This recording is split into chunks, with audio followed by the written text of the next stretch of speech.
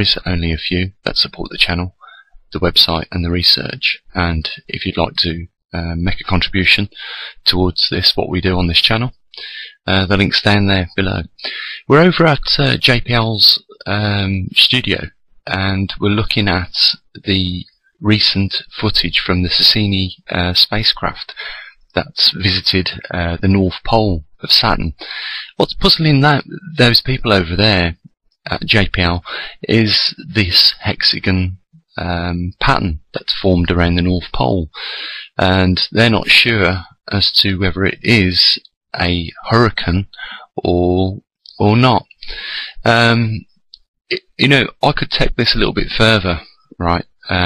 First of all, they don't mention the magnetic North Pole, they just say the North Pole. So we know it's the rotational axis that they're looking over, and we can see this, you know, weird jet stream pattern, and it is very strange to get a hexagon pattern forming over the North Pole of the planet. I think there's more to it.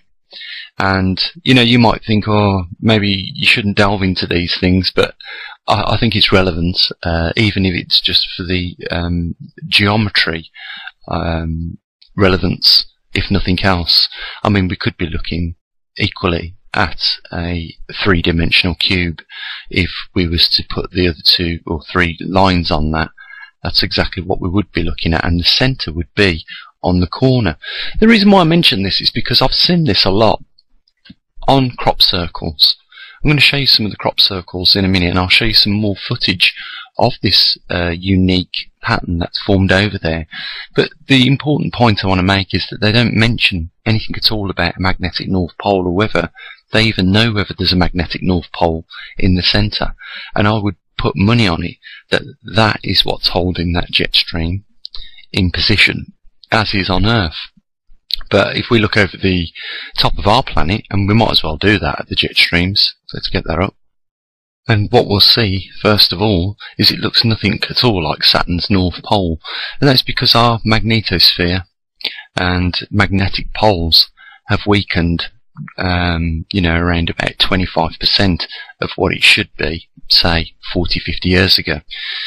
And the jet streams are not even in the positions they should be. There should be one at 30 degrees, which is your polar jet stream, and one at 60 degrees, which is your subtropical.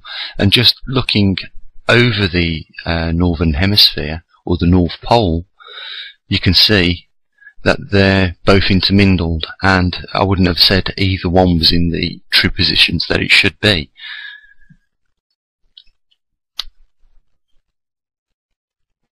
I think just before we have a look at some more Cassini photographs, you might as well have a look at the jet streams from the equatorial region as of today. So you can see what I'm saying, you know, that there isn't a nice, neat, or, you know, wavy as there used to be jet stream around 30 degrees, and there's neither the subtropical jet stream around 60 degrees, neither on the northern hemisphere of this planet or on the southern hemisphere of this planet. And just before we leave, we might as well have a look over the Antarctic region or the South Pole to see that that is the case.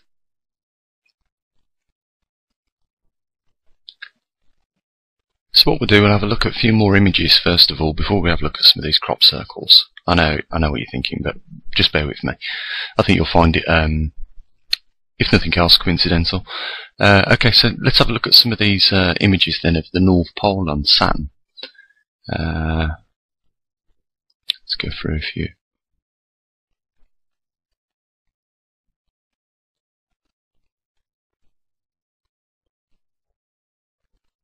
What's interesting to me is that it does form this perfect hexagon pattern, and there does seem to be this little border pattern around the edge of it. And you know, what is it that puts up you know, the system in place to form such a pattern in the first place over a planet covering, you know, thousands of miles? It's very unusual. It's got to be one of the most unusual planets in our solar system, with its ring in any case, Saturn has. But then, you know, just to add even more to the mystery, you get this strange anomaly appearing over the northern hemisphere, you know, over the polar region.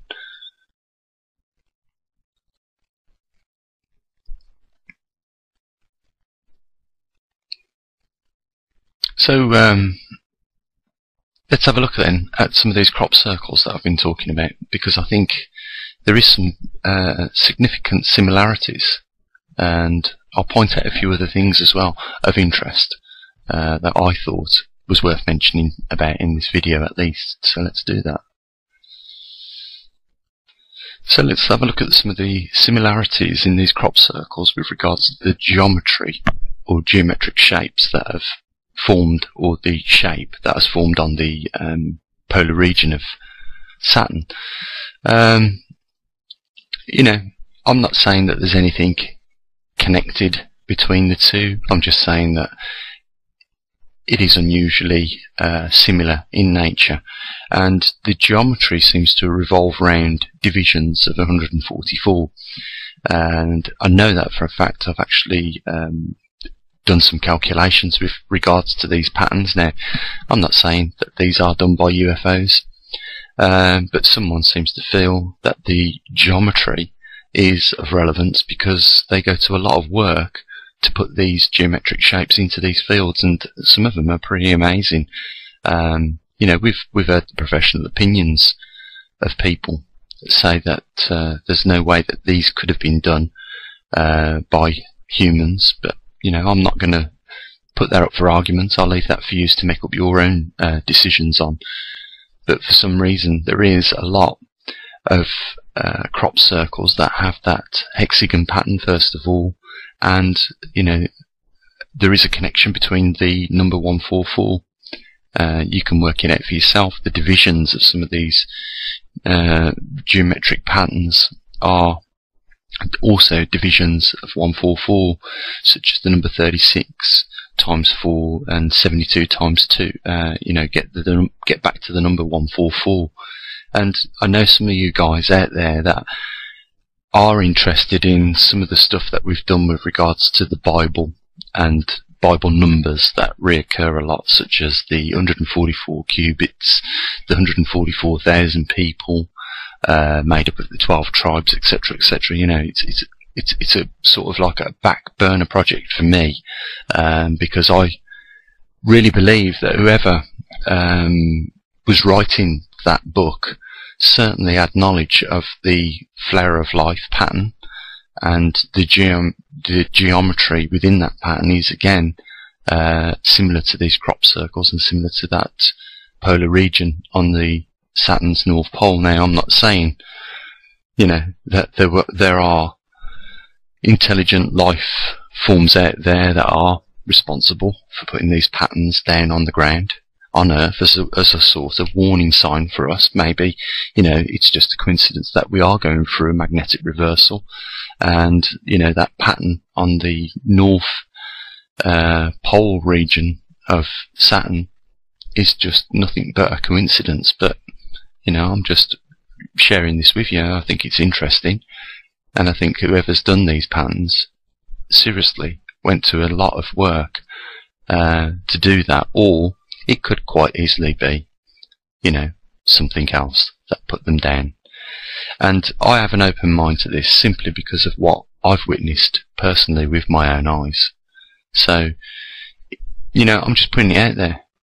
I did mention to you guys the fact that you could look at that pattern as a hexagon or as a three-dimensional cube.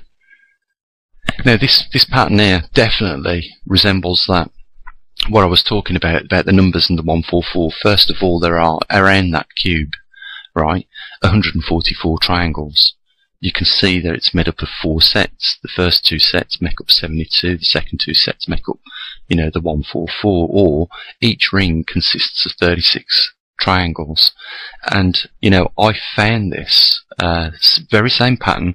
A lot of people have overlooked it on an old temple in Osiris in Egypt, and you know, you can see that this flower of life is on one of the, well, it's on a few of the walls, but you can also, if you look very closely, see that it's got a border pattern made up of these triangles, and there is 144 of them.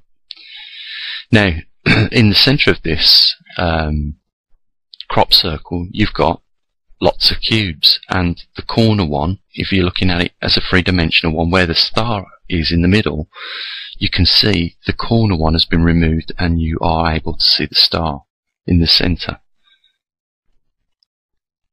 So, if we go back, if you have a look at that Cassini photographs, you'll see that there is, a three-dimensional cube, and in the center is that circle. I'm just saying that this is a coincidence, especially with the research that goes on this channel, because we're talking about planetary mechanics, and we're also talking about a particular region of that planet, which is the polar regions, because of, in my view, and has been for a long time now, a lot of things that make a planet livable depend on what's over those polar regions, and more so the magnetic North Pole. Now, they're saying over the polar region that they're unsure why the jet stream, or that hurricane pattern, which has formed that hexagon, they're not sure why it is over that region and what's caused it. They've not even mentioned at all that that could be due to a strong magnetic field of one of its dipoles, or polar one of the magnetic poles of that planet. They've not even mentioned it. I just find it really strange that they would emit something that they know occurs on this planet and not even mention it at all. It's just bizarre. But we've talked about a few things in this video. We've talked about the Bible numbers, or the Bible code numbers. There is, believe me, there is a series of numbers that repeat themselves in the Bible. Like, we know 1212s make up 144, and there is 12,000 of these tribal members that make up the 144,000 during the times of tribulations. Right? We know that this thing that's going to be descending, which is described as in the Bible as the bride, right, will have a wall 144 cubits in length. What I'm saying to you is, for some reason, these numbers were put into this book at the specific points at which they was put in the book, I believe, for a reference for a later point in time. I think that they knew that at some point in time, the people that was, around in that time would figure out what the relevance of that was. Maybe, what I'm not saying here, guys, is, it's a serious topic. First of all, the pole shift, the news is, we're talking about a real anomaly that's taking place during our point in time. It hasn't happened for the last 780,000 years. It's a rare event, and it's an unusual rare event in the fact that it's taken another 500,000 years to occur this time round. People are talking right now about the increase in cancer rates. Some people are just putting it off as to say, oh, there's more people on this planet now than there ever has been. That's true. But with a weakened magnetosphere, it'll also mean that there'll be more inbound cosmic rays, which are, if you like, carcinogenic, cancer causing. So, there is talk now slowly creeping out about the significances of a weakened magnetosphere. It's going to get worse because the magnetosphere is just decaying as time goes on. I know it isn't going to go, flash, overnight. We're not going to lose the magnetosphere completely. We are going to get to a point where there is going to be no protection during that magnetic reversal. From the research that we've conducted on this channel, to the best of my abilities, with what I've had at hand, and as you guys know, I always make the very most of what I've got, or I try and do my best with what I've got. We know that when it gets into them weak field lines, things will increase in pace and move a lot quicker. And when they do, we are going to go through a magnetic reversal. And that will mean during that point in time where there is, no defined north or south pole, there will be no magnetosphere either. There will be no protection at all for people on the surface, as well as all the biological life forms or biodiversities that's on the surface as well. And your government have prepared you for this. In what way exactly? You know, they've told us, they've told people, and I'm not blaming the actual people that work there, I'm blaming the management in some of these organisations. They have told people that this is 1,000 years off, and it's not. It's nowhere near it. It's a lot shorter than that.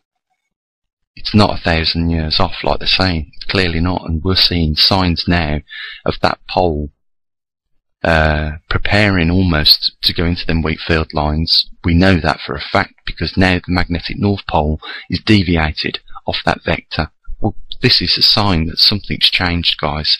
We've seen this happen 3 times already, where it has increased speed, covered more distance over that time, short periods of time. We've seen it go up a gear like 3 times. Now we've seen it deviate off its vector that it was heading for the last 100 years. We're getting closer to an event happening on this planet. I really believe that. Whether these crop circles are to do with that in some way, I cannot 100% say. All I can say is that there is a lot of things that if you're open-minded enough, you might think that, yeah, we could be being told here by something or somebody, you know, that there is a significant factor with regards to, you know, the poles on other planets in this solar system. And, you know, it has a reference on a lot of other things. But for some reason, you know, they are always showing, the majority of the time, the same geometry. Why is that? Why do they always use the same geometry is what I'm saying. I dare say some people will think that's an Illuminati one. But, you know, just putting it out there, I just thought, you know, I don't know what that's got to do with these.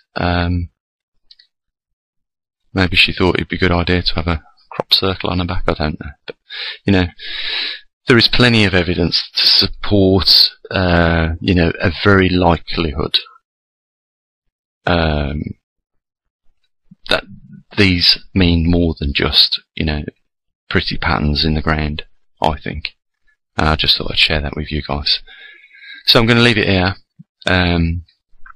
I'll leave it with you guys to ponder. I just thought it was worth mentioning the Cassini spacecraft going over the North Pole of, you know, Saturn, and that unusual pattern that's formed over there.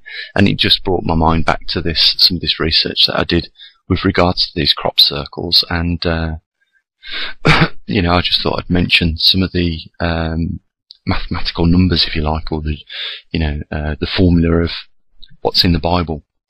And, you know, I'll leave it with you to think about it.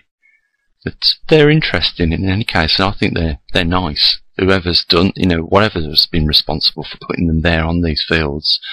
Okay, some might say, well, they're, you know, they're reckless. It's actual criminal, what they've done, but, you know, I think it's nice, in some way. So guys, I'm going to leave it with you to think about that. And, you know, I'll say what I usually do. You know, you take care. And as always, before I do leave, there's a link down there if you want to contribute towards the channel. It's not mandatory. It just helps things, you know, keep going on this channel and keep us doing what we're doing. And, you know, there's always a few people. And, you know, I do try my best on every video. At the beginning, the first thing is to thank them people for supporting the channel and the work that we do here. And I hope you find it, if nothing else, just better than watching some of the garbage on the mainstream media and the TV today. You know, it's just, I hope you find it interesting, if nothing else. So I'll leave it there. So link down there, guys. And as always, you take care. Bye for now. Gripped by the period of time in which we're in during this magnetic reversal, and appreciate it for what it is. One of the rarest, most unusual anomalies in humanity, yet has failed to capture, you know, mainstream media's attention on a more regular basis than what it has. Then I think this video alone you're going to find very rewarding. What's happened is, and the reason why there's an alert update is because we've stumbled on some information today, which is very rare. And the reason why I say it's very rare is because usually you only get this information when somebody visits the actual North Pole, and it's came from an unlikely source. You wouldn't believe it, guys, but we'll get to that later in the video. So what we're looking at is that green dot on the map. The map is provided by the National Centres for the Environmental Information, and of course, if you know who NOAA are, you'll know that they're the National Oceanic and Atmospheric Administration Organisation. So they're providing the map and all the relevant information on the map. So if you look at the scale at the bottom, you can see the time period, which is going to become relevant in a minute, and you can also see the longitude and latitude position to where that is. If I try and get it into the center there, you can see at that left hand screen on the position that it's 86 degrees north by 159 degrees west. That is important, guys, because that is where NOAA are stating that in 2015, if you look at the date at the bottom of that chart, where the North Pole is right now. Now, I can pull up the historical tracks which just rebut what I've been talking about in previous videos. Let's do that right now. Let's get up the historical previous tracking of the magnetic North Pole. As you can see, for quite some period of time now, since the 1900s, it's been tracking almost on a perfect vector easterly towards Siberia. But what you'll notice is that if we're at 2015, why have NOAA included the next few dots? And not only that, why did NOAA include the dots but also show the magnetic North Pole slowing down, when we know that is not the nature of the magnetic North Pole at the moment? It has been increasing in speed exponentially, and so those dots should be getting further and further away. Now, I've got the GPS coordinates of each pin that you see there, and I've plotted them into Google Earth, and I've showed you many times. But what I want to show you something in this video is something very bizarre and unexpected, and came about unexpectedly, really, today, this morning, and I could not believe my luck, because not only has somebody actually gone onto the North Pole, but they went almost to the exact, well, as good as you could get, because anyone that tries to track the North Pole and position it perfectly 90 degrees should know it's not an easy job. So even plotting these coordinates onto Google Earth is very finicky, because as soon as you go over 90 degrees, then the heading changes. In other words, if you're looking at the compass, it goes up straight away upside down, and so it doesn't matter whether you go diagonal one way or the other, or left, right, up and down. It's very difficult when you're trying to get a highly accurate position for the North Pole. So, what's my beef then? What's so important about this video? Well, it turns out from the position that these people have tracked it to, it's off course from the line that you're seeing. And first of all, what I want to show you, right, is that NOAA have been forecasting only where the magnetic North Pole is, and not actually taking measurements, and that's going to become apparent very later on in this video. Now, you would think an organisation funded by taxpayers, so you know how they treat taxpayers' money with very little consideration and care, you would think that they would actually not provide a forecast, but actually, if somebody else can go out to the North Pole in the manner in which the results have come to me, then why couldn't they have done that? Why haven't they updated the historical magnetic poles, as I'm about to later on in this video? So they're forecasting. The reason why I know they're forecasting, because I can just go up the dates. If you just pay attention to the 2015, you'll see that as I go up the dates, once it uploads, the new position of the North Pole comes in. Now, how can they have 2016's position if they're not forecasting How can they have 2017, 2018, 2019, up to 2020? It's simply because they're forecasting. Now, how can they forecast that it's first of all going to slow down? And here's the big thing, right? According to the latest information that I've been able to obtain, and that was from somebody that actually has gone out to the ice last year in June 2014, it's no longer tracking in an easterly vector. And the reason why I think that is because the magnetosphere is actually weakening now. And, you know, that pole can be wandering pretty much anywhere. And, you know, it'll be interesting now, because this does really throw a spanner into the works, because, you know, we was hoping that just one magnetometer would be enough to keep a track on this, because we sort of like knew in which direction it was tracking easterly. So one magnetometer on a heading would have told us that. But no, we did anticipate setting up another magnetometer in Virginia, which was around 4,500 miles away. I'm 4,500 miles away from the actual magnetic pole, so we'd get like two lines intercrossing, and where they intercross would give us a good position of where the magnetic pole was. That's still going to be the case, and you know, that's you know, we're in progress of that right now. I'm just waiting for the voltage boost regulator to come in, so that, you know, I can complete the you know, the magnetometer that I'm building right now to do that. So once we get the first one built, then it's a matter of knocking up the second one, getting that shipped over to the United States. And we're going to need it now, because I'm going to show you in the next part of this video that the pole is tracking south, and not by a small amount either, guys. I think you're going to be shocked, and I think the reason why that is, as I say, is because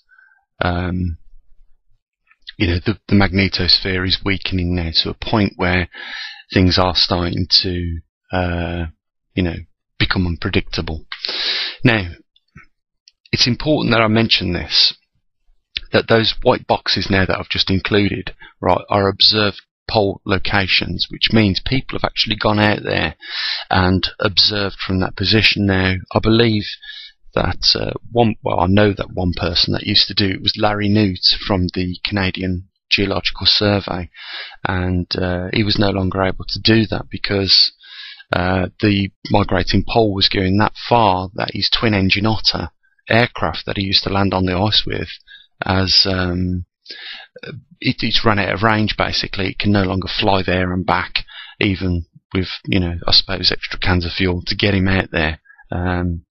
So it became unviable for people to get out there on the ice. But as you can see, those little yellow square boxes that I've put up there are the last known locations of where people actually have. We're going to put another one on there, and we're going to put one on from 2014, in the middle of the year, from June 2014. Now, in the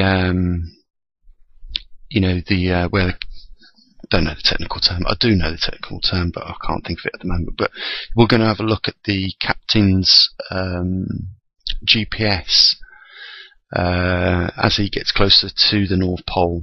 I'm going to show you the readings for that from the bridge. That's the word I was looking for. So we're going to see not just the 90 degrees north of the new position, we're also going to see that it's date time stamped, and that's, you know, massively important to getting and obtaining accurate information.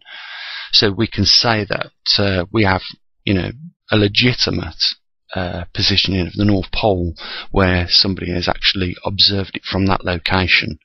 And, you know, the last time this happened was in 2004. So, you know, without further ado, guys, let's get into how I obtained this information. First of all, it was a YouTube video, and it was a Russian nuclear icebreaker ship that now, believe it or not, guys, if you want to, you can book, you know, or reserve a place on this boat and go to the North Pole yourself. So, having found now this icebreaker ship that goes out to the North Pole regularly with passengers on board that want to go to the top of the Earth, or 90 degrees, you know, we're just going to tag onto the channel. and you know, follow it year after year, and we're going to get not just forecasted positioning, but we're going to get at least, you know, at the least, ground observations of where the magnetic North Pole is. Now I'm going to show you, first of all, in the next video, the ship that goes out there, and then secondly, I'm going to show you where I've plotted these positions on Google Earth, so that we can see the variation in which it's deviated from that present course that it's been following, at least up till 2007, or maybe shortly after that. Let's get on with that so that we can do this thing, guys.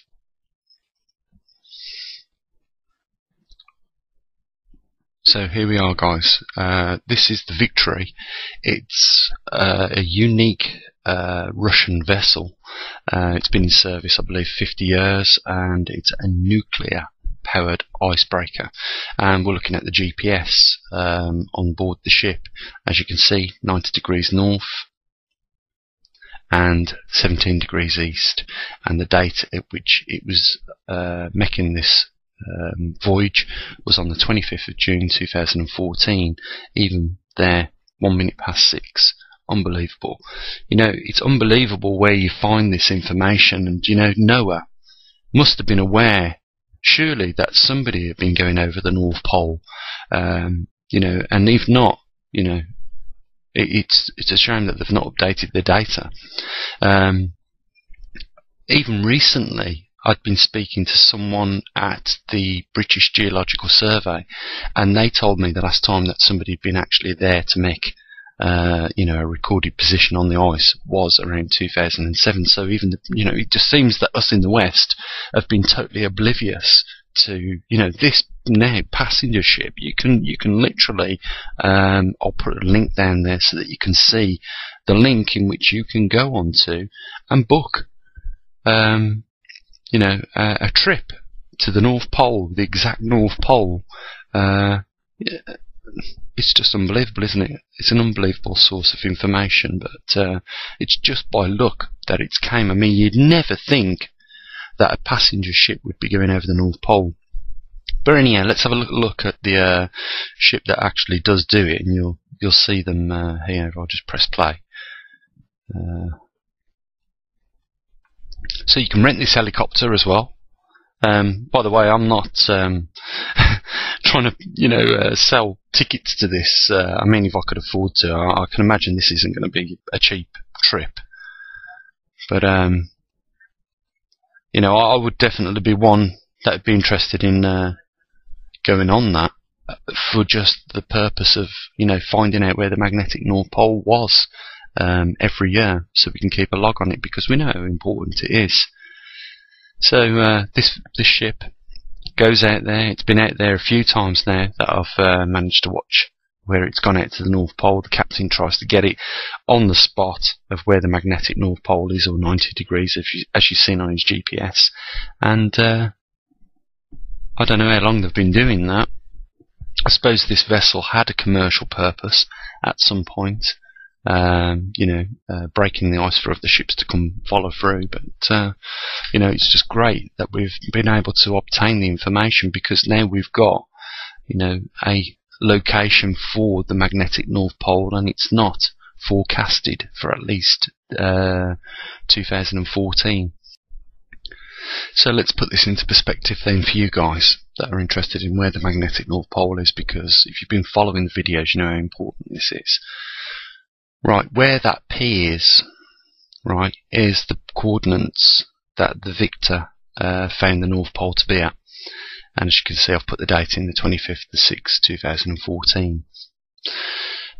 Right, two things stand out to me here. First of all, it's no longer tracking in a nice vector easterly towards Siberia anymore. It's somehow deviated more further south, and it's done that by, if I can just bring in the measuring tool, you know, I'll show you exactly what we're getting here. So if we just measure from the, you know, the vector that it was tracking in, if we put that somewhere in between these yellow pins that were provided by the GPS coordinates of NOAA, we'll see that it's not a small deviation. As you can see, it's 288 miles deviated off course, further south. And the second thing is, if we clear that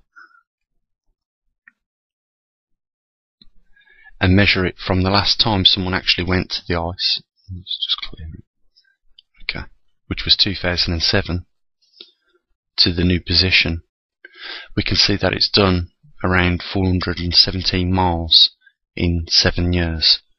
So 417 divided by 7 equals 59.57 miles a year, and that's 20 miles an hour, or sorry, 20 miles a year faster than what NOAA and the British Geological Survey have put the North Pole migrating at.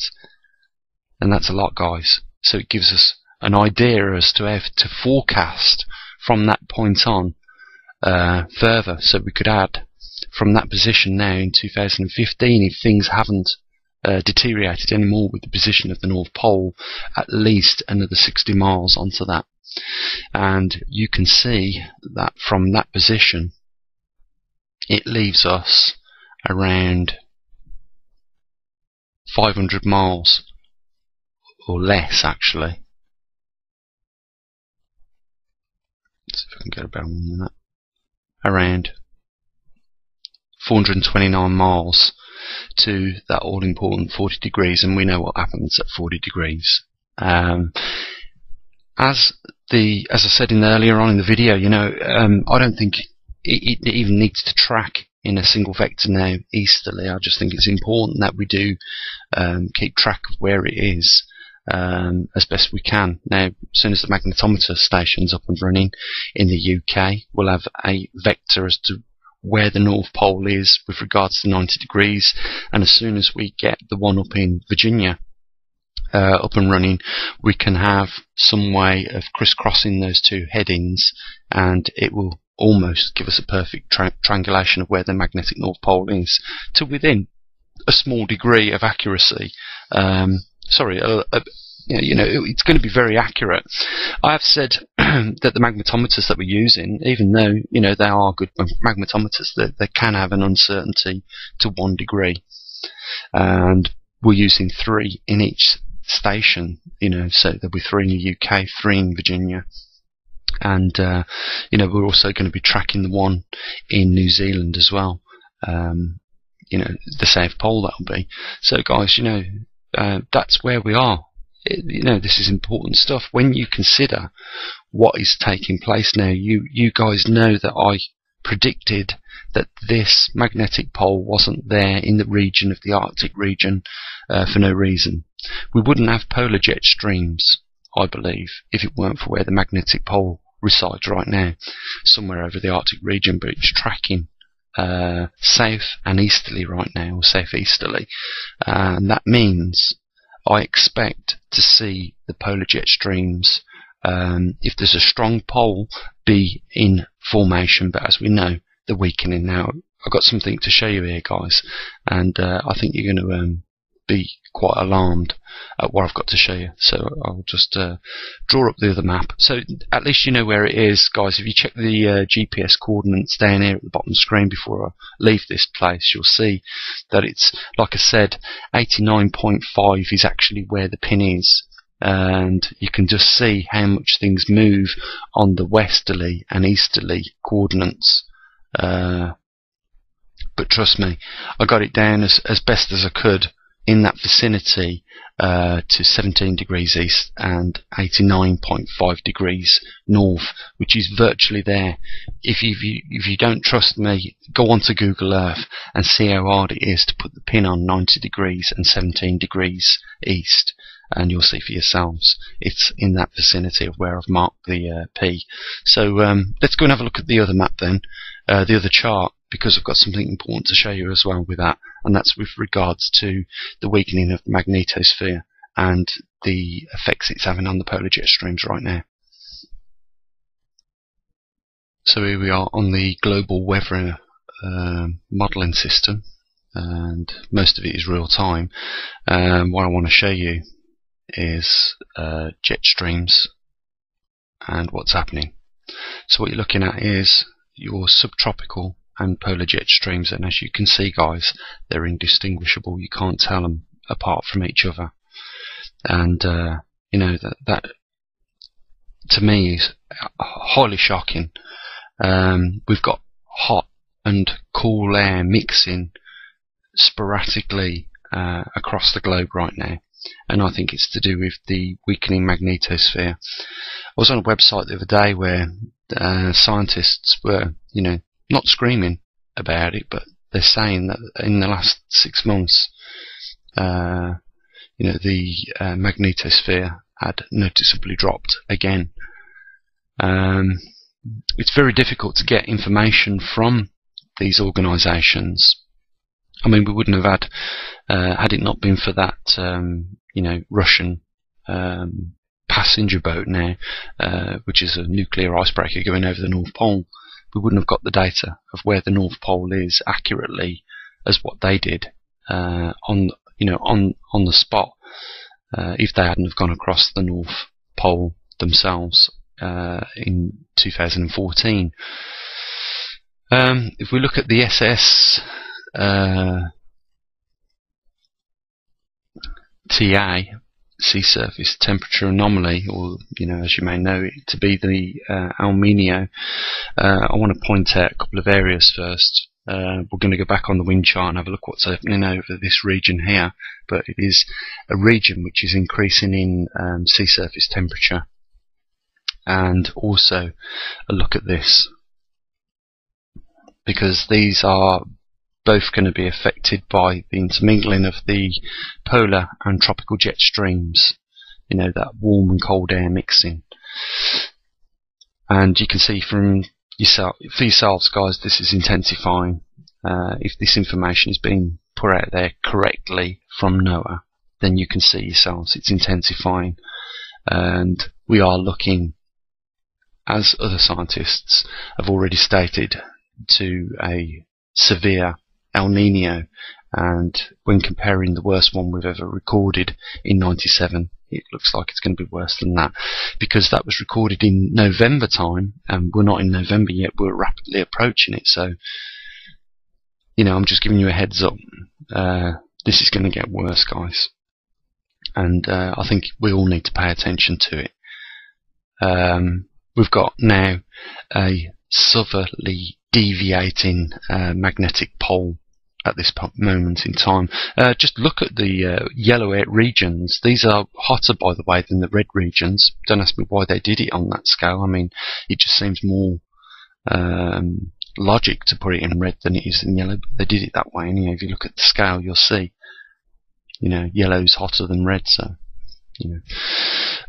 If we just go back to the air and wind at surface, and then go back, we're going to start seeing more of these cyclic movements in these regions of where, you know, the sea surface temperature is recorded as being hotter. So just pay attention to these cyclic events in the future.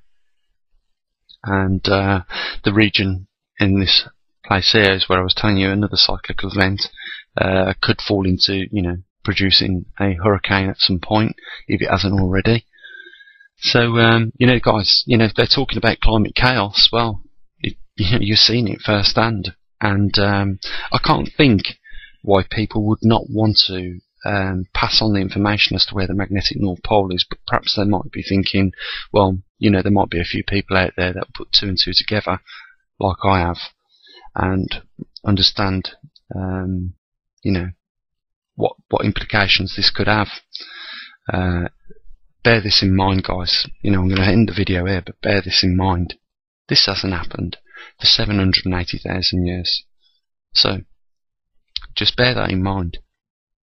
No human historical records of the last time we went through a full magnetic reversal. And you've seen the videos in which I've done on Mars And what you've got to bear in mind is, on average, this used to go through a reversal every 250,000 years. And it's been 780,000 years since the last one. So something happened there. You know, I'll just put it out there. I'll just what I think. Why not? Is this the end? Is this the last magnetic reversal this Earth goes through? And even if it's not, and scientists cannot deny this, it's showing signs that during this magnetic reversal, when the magnetosphere does collapse, that it will definitely take longer for it to come back up if the magnetic poles do reconfigure at some other point on this planet. Now, when they do, you can expect the Arctic regions to be over those new positions. And not only that, I've said also in a video before, many times in other videos, that the rotational axis is not on the same position as where the Arctic region is and the magnetic North Pole. They're not. They are definitely connected through some planetary mechanics that, you know, I'm trying to work out what's going on myself. But, you know, I don't think that they're all there by coincidence, guys. You know, we could be in for some real unprecedented events during this time. And, you know, as a scientist, you know, I've been slated for saying this, but for me, this is an exciting time. There's lots of stuff to study, but at the same time, I can understand the anxiousness of some people watching these videos thinking, you know, this is really for one happening and it's really serious. And I just hope that, you know, you guys that feel that anxiety, you know, take on board the fact that, you know, you really do need to start putting up some provisions for yourself just in case the worst happens. That can come in many forms. You know, nature has got an unprecedented power. You know, it can throw tidal waves, it can cause earthquakes, it can cause, you know, you to be irradiated by inbound solar radiation without the protection of the the magnetosphere. So all these things is something you need to think about, guys. You know, we may be only just now coming to the grips of the full reality of what we are facing, but if now we understand, it gives us time to prepare. And there's nothing wrong with that insurance policy of having a bug out bag or a bit of extra food, or, you know, some, you know, provisions put up for you and your family at the end of the day. If you're thinking your governments are coming to your rescue, then look no further than what happened in Katrina during those floods. And need I say any more? That will set precedents for how governments will react during times of national emergency with regard to these incidences caused by these new anomalies. You know, guys, there's a link down there. I mean, some people won't appreciate, you know, the length of time that it takes to put this in even the order in which I do, and I've got to admit, it's not probably the most concise manner, and some of these videos do go along for a bit of time. But nevertheless, you know, the information that's collected takes time. We don't just talk about things anymore on this channel. We're actually building scientific equipment to monitor these things, and we're doing that in the hope that we might be able to give you guys out there a little bit of a heads up. So, you know, it's important. It affects you. If you can afford to make a donation, the link's there, guys. And, you know, I'm just sorry that I have to keep mentioning it. It's a real shame that there's only a few that support this channel financially the way they do, and most of these people make more than one contribution. So, you know, I can only say kudos to those guys. They can pat themselves on the back. You know, you're doing it not just for yourselves, but for others as well. And I know that as well. You know, that's why, you know, I do put the time in and feel that this is worthwhile. I really do hope you appreciate the fact of why I put an alert on this video, guys. I think it was warranted. You know, it's took an unprecedented detour, to say the least. It's no longer trekking in the vector of just easterly we're now getting a southeasterly moving magnetic north pole, and that's very important. So with that, guys, I'm going to say what I usually do. You take care, try not to worry, but prepare a little bit at least, and don't forget to contribute. You're not just helping keeping the information coming for yourselves, you're actually keeping it going for other people as well. Genuine people that can't afford to chip in on a regular basis. So with that, guys, all the best, and what I usually do. Bye for now.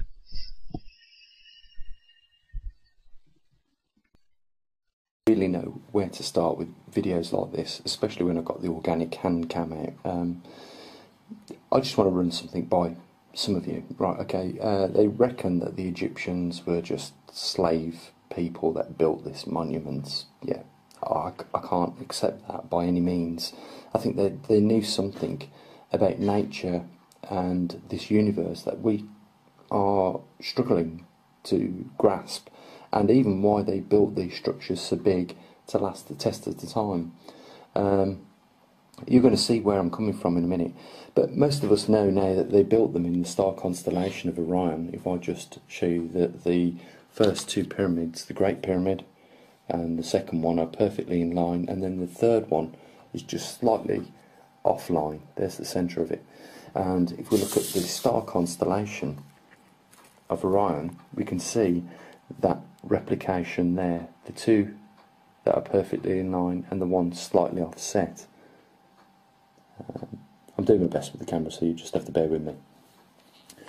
So, I come across, and I've mentioned it before in videos, the winter triangle, and I've got to come straight up clear with you here, guys. Why I'm doing this video is because there's a guy called Richard Feynman who I probably forgot about while studying natural sciences, and it was recently brought to my attention that when he was, I think he won the Nobel Prize for an equation that is to do with the propagation of a photon. Now, for people that don't know what a photon is, it's a single molecule of light. Yeah, the sun emits millions of photons. We see through the ability to compute in our brains photons that we're looking at pictures and so forth anyhow. But you wouldn't expect the information which I'm about to show you to turn up in the design of the pyramid, let alone any other thing that I'm about to show you. Probably you would never have had it brought to your attention about the pyramid. So we can see the star constellation Orion, and we know that the pyramids in Cairo were built in that formation, with the slightly one being offset. But if we just cast our eyes slightly to the left of the constellation, and if you're in the UK, by the way, you can see Orion's belt and the constellation Orion in the easterly sky if it's clear right now. And you can also see Betelgeuse, Procyon and Sirius as well, those stars that make up the winter triangle. And I don't think it was any coincidence that the pyramid, first of all, was built in the Orion constellation, and that it took on the shape of a triangle when you looked at it, or a pyramidal shape. So if we look into what possibly they was trying to draw our attention to, and I do believe that that was what they was trying to do, for many reasons, which I'll go into a few of them in this video. If we look at the interior, first of all, of the pyramid, we can see that the Queen's Chamber runs pretty much central, in centre line with the pyramid, and we can see that the King's Chamber is slightly offset. So what I did on the star chart is, as you can see, I drew the areas at which the Queen's chamber was, dead centre of the pyramid, and the King's Chamber slightly offset. Now I'm going to zoom in a little bit so that you can see those little dotted lines there, because what we're witnessing here is that these King and Queen's Chamber track the exact position of the galactic equator, the centre of the equator, or the spiral arm of the Milky Way galaxy. And I thought that that cannot be of a coincidence. Now, getting back to the propagation of a photon, being 4%. If you work out what 4% is, you're going to either come to, you can either work it out at 4%, or you can work it out at 14.4%, or there's that magical number that I always talk about, 144. Now, coincidentally, or maybe not, if we look at the angle of the pyramid in which it was built, there, we'll see that the angle of incline is 51.51 degrees, and if we come down here, you can just see it there, the floor width of the pyramid is 745 feet, without the casting stones that was added on there. So let's just put that into the calculator. So we'll start with the width of the pyramid, 745 divided by 51.51 degrees, and we see 14.4, and that's the propagation of a photon. If you look up Feynman's work, you'll come across the video and you'll see that he talks about 4% a lot. He also will show you in his videos that where on a sine wave in one of his videos where exactly that 4% is and should be taken from, and it's dead centre of a sine wave, and which is what we're looking at when we're looking at the galactic equator. It looks like a big sine wave. The other thing is, you probably think, oh, that could be a coincidence that we've divided the angle of incline by the width of the pyramid, and we've got 14.4 degrees, or well, let me just show you that if we was talking about a circle on this, 360 take away 4%, right, if I press the equals, you get 14.4%. It's interesting that we orbit the sun, and therefore if we just use the 360 and take away the 4%, which is the propagation of a photon, we get that answer, 14.4%.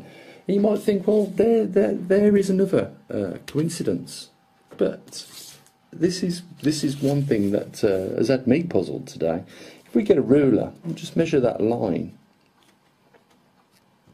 as best we can, and follow that line to the declination scale, you can see it's not quite 15 positive declination on the side of this star chart, and that is the winter triangle that we're measuring. I'll try and get it as accurate as I can.